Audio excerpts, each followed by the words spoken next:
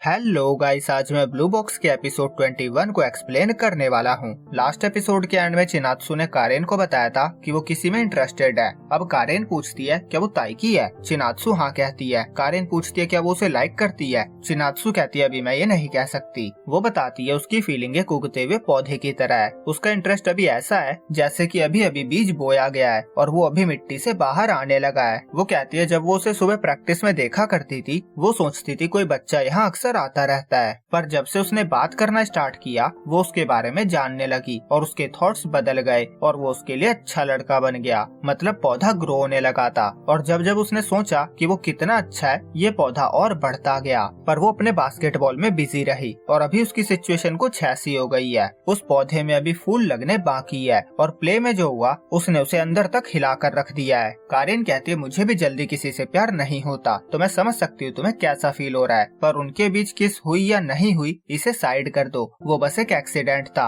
वो रूमर्स भी तभी से उड़ रहे हैं, वो बस नॉनसेंस बातें हैं। वो कहती है सबके लिए प्यार अलग अलग होता है। तुम्हारे लिए जिस मोमेंट पे वो पौधा आया किसी को उसी मोमेंट पे प्यार हो सकता है। मैं ये नहीं कह रही कि एक सही है और दूसरा गलत, ये पर्सन टू पर्सन डिपेंड करता है कि उसे कितनी जल्दी प्यार हो जाता है। तुम ऐसी लड़की नहीं हो जो बॉयफ्रेंड बनाने के बाद डिसाइड करेगी कि प्यार करना है कि नहीं। तुम प्यार को लेकर बहुत सतर्क हो। तो मैं समझ सकती हूँ तुम अभी क्यों नहीं कह सकते कि तुम उसे लाइक करती हो, पर हो सकता है जब तक तुम ये कहने में बिजी हो कोई तुम्हारी नाक के नीचे से उसे चुरा ले जाए। चिनात्सु कहती है कैसी बकवास बातें कर रही हो। कारेन कहती है पर ये रियलिटी है। मैं बस चाहती हूँ तुम्हें सच्चा प्यार मिले। मुझे नहीं पता वो टाइम कब आएगा, पर जब भी तुम्हें फील हो कि तुम्हें प्यार हुआ है मैं चाहूंगी कि तुम उस फीलिंग को एक्सेप्ट करो। चिनात्सु कहते हैं ठीक है। कारेन सोचती है कुछ लोगों के लिए पौधे का बीज लगने का मतलब ही पसंद करना होता है, पर चिनात्सु के फील करने के लिए कुछ मिसिंग है। फिर वो कहते हैं काश मेरी छोटी बहन तुमसे कुछ सीख पाती। हर टाइम उसका कोई ना कोई बॉयफ्रेंड रहता ही है, वो कभी भी सिंगल नहीं होती। उसने कहा था उसने अपने लास्ट बॉयफ्रेंड से ब्रेकअप किया क्योंकि वो बहुत फास्ट चलता था। तभी अयामे आती है और नेल रिमूवर मांगती है।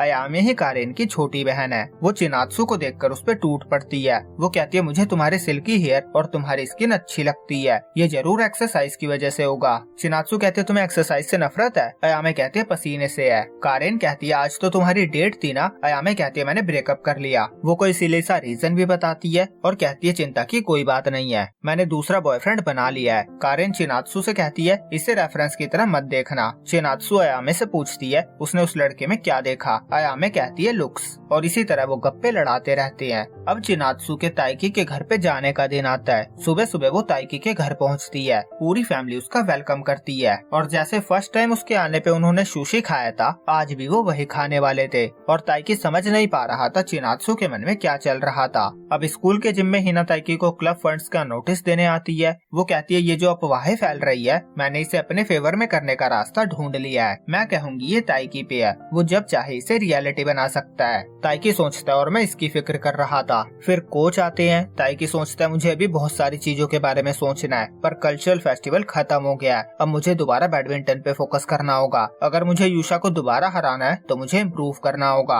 और कोच अनाउंस करते हैं आज उनके साथ एक नया मेंबर जुड़ने वाला है। तभी अयामे आती है और कहती है मैं तुम्हारी न्यू मैनेजर हूँ। लड़के खुश हो रहे थे कि फाइनली उन्हें गर्ल मैनेजर मिली। और अयामे पूछती है वो बॉल कट वाला लड़का कहाँ है, मैंने उसे कुछ दिन पहले यहाँ देखा था। लड़के समझ जाते हैं वो यूशा की बात कर रही थी। वो बताते हैं वो किसी और स्कूल में पढ़ता है, वो बस यहाँ प्रैक्टिस के लिए आया था। अयामे कहते तो मैं उसे रोज नहीं देख पाऊंगी। वो वहाँ से जाने लगती है पर हारियू उसे रोक देता है। वो कहता है कारेन ने सही कहा था, तुम्हारे इरादे ठीक नहीं है, इसीलिए तुमने मैनेजर बनने के लिए वॉलंटियर किया था ना। अयामे कहते तो मैं क्या करूँ, उसका फेस मेरी स्ट्राइक जोन का है। ताइकी पूछता तुम इसे जानते हो। हारियू बताता है ये कारेन की छोटी बहन है। फिर वो अयामे से कहता है और भी प्रैक्टिस मैच होंगे और वो टूर्नामेंट में भी होगा। अयामे कहते ठीक है मैं कुछ टाइम के लिए ये काम कर सकती हूँ। फिर कोच ताइकी को उसे जिम्नाशियम गाइड करने को कहते हैं। फिर ताइकी उसे स्टोरेज रूम, वाटर एरिया और लॉकर रूम दिखाता है। लॉकर रूम बहुत ज्यादा गंदा पड़ा हुआ था। वो टॉवल उठाती है और नीचे स्पाइडर था। वो डर के मारे ताइकी से चिपक जाती है और चिनात्सु ने देख लेती है। उसे देखकर अयामे उसके पास भाग कर जाती है। चिनात्सु ताइकी से पूछती है तुमने क्या किया। ताइकी कहता है मैंने कुछ नहीं किया, यहाँ एक स्पाइडर है। कारेन ताइकी के शोल्डर पे हाथ रखकर कहती है वो इधर ही आ रहा है, उसे उठाकर फेंक दो।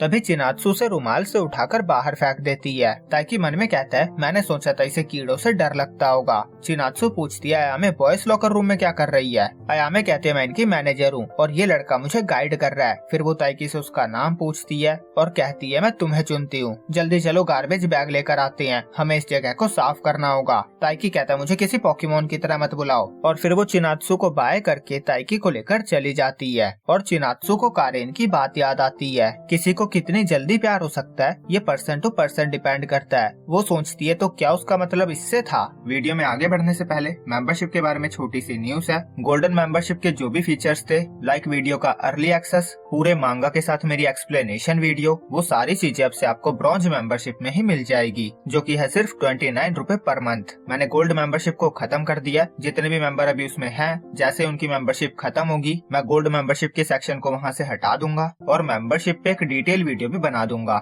जिससे जिसको लेना हो वो पहले उस वीडियो को देखकर डिसाइड कर सके। बाकी मैं ब्रॉन्ज के थोड़े से फीचर्स आपको बता देता हूँ। सबसे इम्पोर्टेंट है वीडियो का अर्ली एक्सेस, दूसरा ओरिजिनल मांगा पैनल के साथ आपको एक्सप्लेनेशन देखने को मिलेगा, तीसरा आपके नाम के आगे एक स्पेशल बैज होगा, चौथा आपके कमेंट को प्रायोरिटी दी जाएगी, पांचवा आप स्पेशल इमोजीज को यूज कर पाओगे। तो ये थे इसके कुछ फीचर्स। सिर्फ 29 रुपए की मेंबरशिप है, तो जाकर जल्दी से ले लो। Back to the video. अगले सीन में अयामे जग भरकर टीम के लिए लेकर जाती है। वो बहुत भारी था, उसे उठाने में प्रॉब्लम हो रही थी और हिना उसे देखती रह जाती है। उसकी पावर देखकर वो कहती है मैं तो इसके सामने टिक भी नहीं पाऊंगी। दूसरी तरफ पानी का जग लाते ही टीम वाले कूद पड़ते हैं। वो अयामे की तारीफ करते हैं कि वो कितनी सिंसियर मैनेजर है और अयामे ताइकी से पूछती है आगे उसे क्या करना है। ताइकी कहता है मैं तुम्हें स्कोर करना सिखाता हूँ। अयामे उसके बहुत पास आ जाती है। ताइकी कहता है तुम मेरे पर्सनल स्पेस में आ रही हो, अब मुझे कोई और अफवाह का शिकार नहीं बनना, तो प्लीज मुझसे थोड़ा दूर रहो। अयामे को रियलाइज होता है। वो कहती है अच्छा तो तुम ही हो जिसने प्रिंस का रोल किया था, मेरी दोस्त ने मुझे इस बारे में बताया था।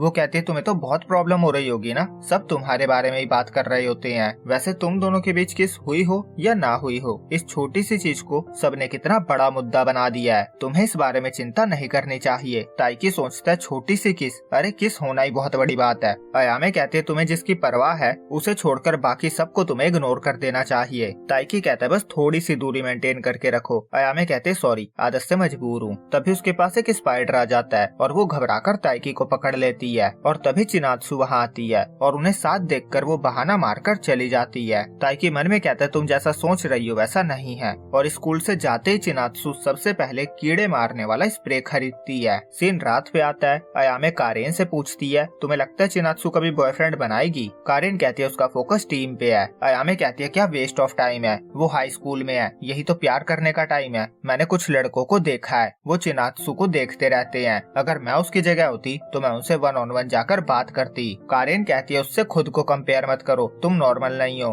अयामे कहती है कोई तो होगा जिसे वो लाइक करती होगी। कारेन कुछ नहीं कहती। अयामे कहती है मैं जब भी इस बारे में बात करती हूँ तुम चुप हो जाती हो। वो उसके पीछे पड़ जाती है। वो उसका नाम, एज, बर्थडे, कॉन्टेक्ट नंबर सब पूछने लगती है। कारेन कहती है मुझे नहीं पता। अयामे कहती है अगर चिनात्सु किसी को लाइक करती है तो वो अच्छा ही होगा। वो पूछती है क्या कोई ऐसा है जो जिम में है? कारेन कहती है हाँ शायद। वो सोचती है अगर इसे पता चला कि वो ताइकी है तो ये ढिंडोरा पीट देगी। उसे याद आता है चिनात्सु ने उसे बताया था उसे एक बास्केटबॉल प्लेयर अच्छा लगता है और वो कहती है कोई टॉल लड़का है, वो बास्केटबॉल खेलता है, वो बहुत हॉट है और अभी वो अब्रॉड में है। अयामे कहती है क्या परफेक्ट मैच है, चिनात्सु के लिए तो ऐसा ही होना चाहिए। कारेन सोचती है मैंने झूठ बोला है, पर ये उसे सच बताने से तो बेहतर ही है। और अगले दिन कोच एक लड़के को सबसे मिलवाते हैं। वो सेकंड ईयर स्टूडेंट है और अभी अभी अमेरिका से वापस आया है। कारेन ने जो कहा था वो इस लड़के के साथ मैच हो रहा था। अयामे समझती है चिनात्सु इसी को लाइक करती है। वेल कारेन को लगा था उसने प्रॉब्लम को टाल दी है, पर मुझे फीलिंग आ रही है कि उसने मुसीबत को और ज्यादा बढ़ा दिया है, क्योंकि ये लड़की कोई बखेड़ा खड़ा किए बिना तो नहीं रहने वाली। तो आगे की स्टोरी को जानने के लिए वीडियो को लाइक और चैनल को सब्सक्राइब करना ना भूले। और वीडियो का अगर अर्ली एक्सेस आपको चाहिए तो प्लीज जल्दी से 29 वाली मेंबरशिप को परचेज कर लीजिए।